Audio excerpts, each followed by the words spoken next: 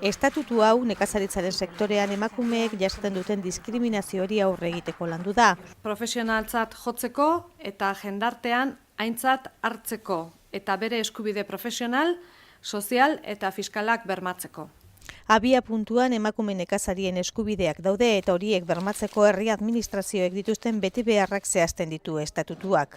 Nekazaritzaren sektorean emakumeek eta gizonek tratu eta eskubide berberak izatea lortzeko behar diren legeak jasotzen ditu. Estatutu honek ez du aurrekaririk. 31 artikulu ditu eta ustiategien titulartasun partekatua sustatzeko neurriak jasotzen dira. Laneko osasunari dagokionez, emakumeen berezko errealitatea ere aintzat hartzen du. Nekazaritza arloan lege proiektua aitzindaria dela nabarmendu du Arantza Tapia sailburuak. Emakume nekazariei dagokien tokia hartzera lagunduko diela eta batez ere emakume nekazarien baldintzak bermatuko dituela. Emakume nekazarien jardueraren duintasuna eta segurtasuna lortu nahi da.